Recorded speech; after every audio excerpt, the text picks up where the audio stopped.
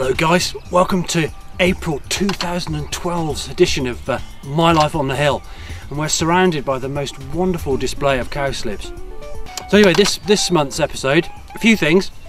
I'm going to make some homemade compost using leaf litter and some worm compost and a few other bits and pieces, and we'll see how that goes. You know, over the period of the next 12 months or so, we'll see how things sort of materialise in there, how well they do compared to being planted in conventional compost. We'll look at those broad beans. You remember those broad beans we planted in the last episode, some of which were planted kind of 6 inches deep in the ground, some of which were a lot shallower.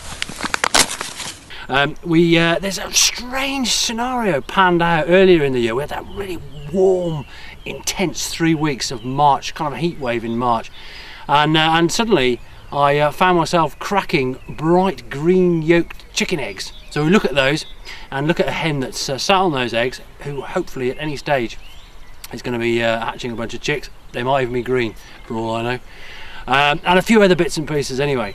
So with that said, let's go.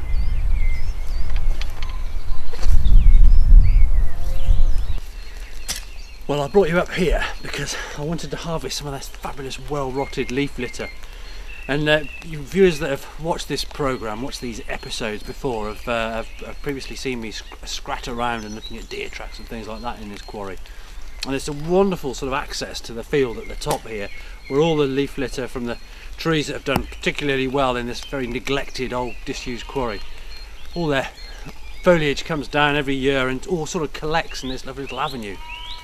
So I'm going to rake back some of this now, fill my wheelbarrow, and we're going to take it down, and I'm going to mix this with some well-rotted, beautiful worm compost, which is very nutritious. Leaf litter has very little nutrient in it, but it's fabulous for holding moisture. It's very moisture intensive, so it's good for that. So that mix will ultimately predispose a wonderful sort of planting medium, a fabulous compost to establish our outdoor aubergines and our tomatoes in. So first I'm going to scratch this off, because I don't want the relatively new leaves, because obviously they're very high in carbon. I don't want that carbon competing with the microflora and fauna needing to take out the nitrogen to break down the carbon.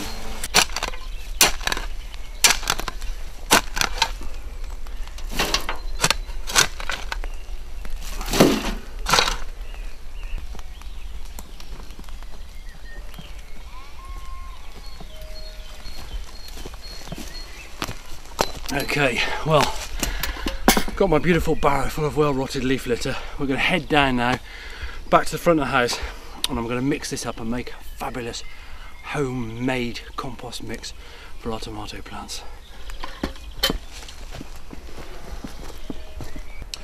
Okay, so it's mixing time really now. So all I'm going to do is simply kind of mix up what I've just barrowed down here, chop it up so it's nice and fine. Look at that, I mean, just look at that, isn't that lovely stuff to work with?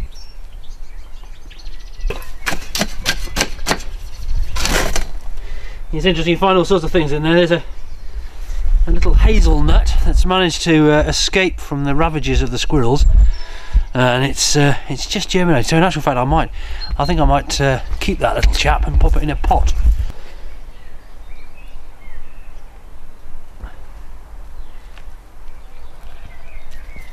Right, I'm going to empty some of this wonderful worm compost. Now you will remember from previous episodes of My Life on the Hill of the moment where we harvested several trays of worm compost from the wormeries underneath the shed, and that was, well, it was remarkably autumn last year. I don't know where the time goes.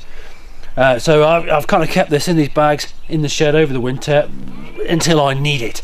So now is the time of reckoning, and I'm going to put this in here and mix it up.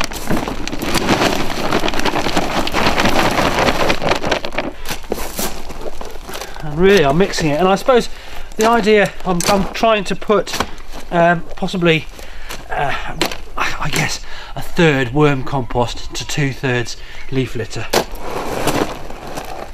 I think generally speaking you could probably get away with less worm compost, but because I wanted to plant some bits and pieces in there, these are all things, crazy things from the worm compost, and obviously things that the worms can't deal with, like little bits of sellotape from cardboard boxes and you get little slithers of the windows from envelopes having the envelopes having been shredded and brought over. I don't want those in there really, so I'll toss those out for now. Okay, well, I've got my mix sorted. What I'm going to do is I'm going to pop it in that planter there.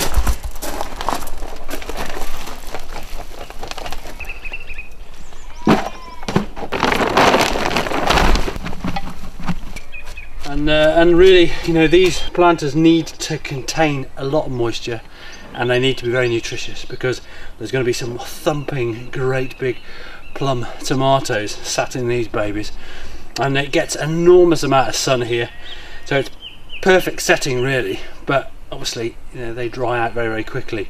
So I'm hoping that leaf litter will hold on to as much moisture as possible, and the wormy compost will give those plants a kind of real energy and nutrient they need to be able to make their presence felt against this lovely white wall.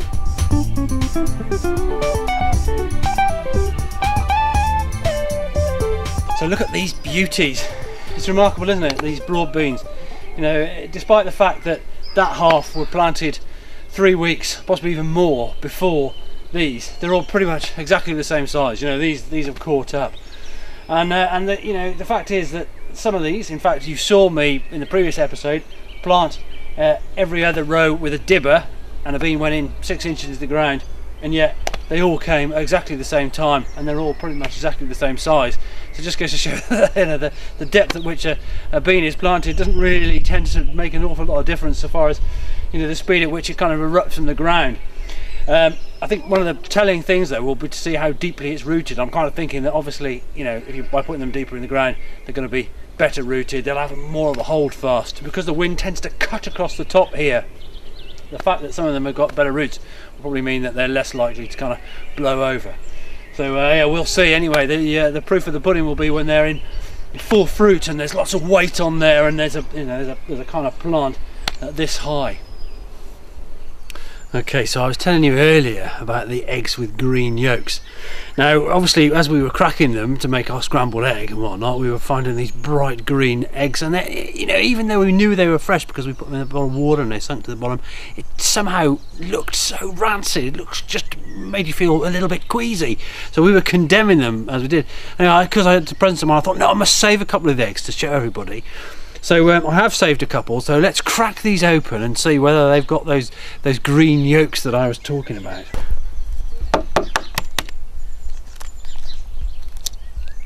Oh, look at that, bright orange, that's a lovely lovely yolk. What about this one?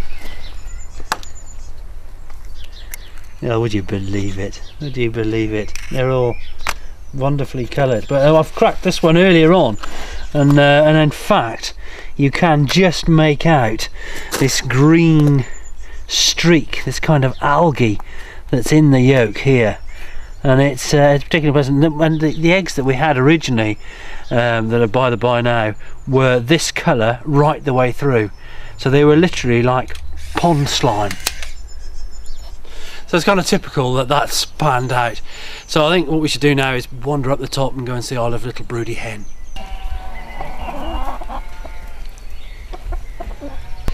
So my lovely little light Sussex English game bantam cross, who makes a fabulous mother, is in this little broody coop. And she sits so hard. You know, before now I've kind of had eggs under for a week and they haven't been any good. I've checked them to see, I've sort of candled them to see if they're any good. No good. Put a fresh batch under, and she's quite happy to sit for several weeks longer than she might need to.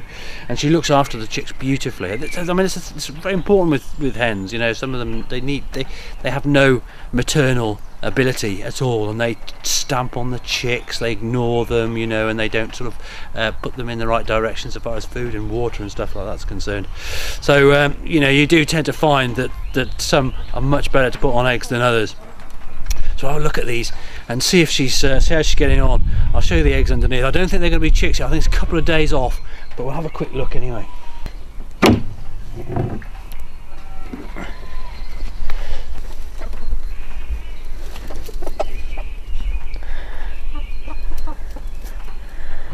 I think this little chap here is the culprit for those green eggs.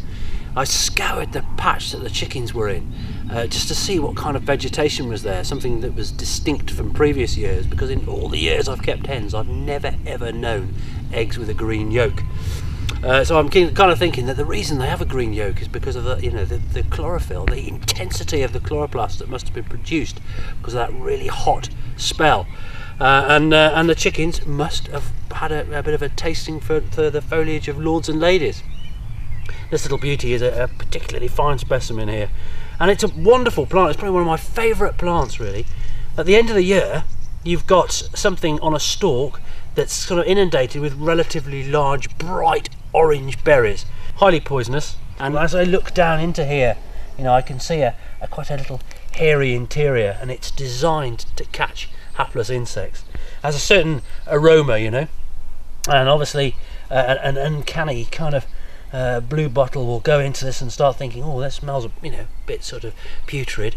I'll wander down in there and see if I can find some rotting corpse to lay my eggs on, but no, there's no rotting corpse in there. What there is a trap, and that little fly ultimately passes away, and this fabulous plant makes the most of all the nutrient from those little decaying corpses that it's captured in the bottom of its little bowl at the bottom of the plant. Look at that, what a fabulous little specimen.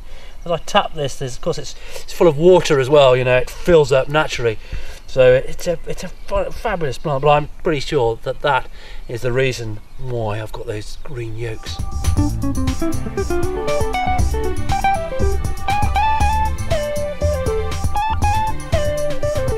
One thing I wanted to show you before I sign off for this episode is that this compost heap generally produces a really good quality compost. I can kind of harvest from taking the planks at the bottom and use it for mulching and things, but because we've had such a protracted dry spell, the stuff isn't really rotting at all, and they've got all these kind of woody broad bean stems, which should be a shadow of their former selves, are still very much intact.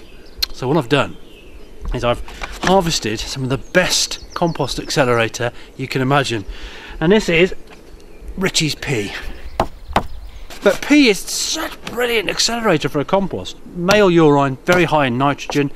The nitrogen is very slow to dissipate, certainly compared to other animal urines. So it's almost a shame to flush it down the loo, really. And of course, when it comes out of your body, it is sterile. Unless you have a disease, then the stuff is I mean, I could drink it. I'm not going to, but theoretically, I could. And of course, people do drink. So it's great for skin conditions and all sorts of stuff. But I'm not going to. I'm going to avoid that. And I'm just going to pour this over the compost, and I'm going to do that now progressively over the next coming weeks, so I can get this compost right down. And really, you can buy compost accelerators, but so much of gardening is about being creative and not spending money. The idea is you want to turn something that's potentially valuable into that valuable item without having to spend your hard-gotten gains. So a bit of pea, just the job.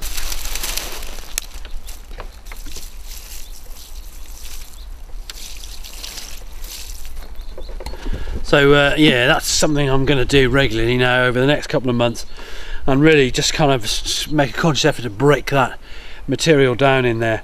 I mean, I've added some greens like this, these rhubarb leaves, and the grass on the top, and that will help the process as well. So yeah, I'm expecting big things from something that comes very easily. Okay, well that's it for me for this episode of My Life on the Hill. I hope you've enjoyed watching it as much as I've enjoyed making it. See you next time.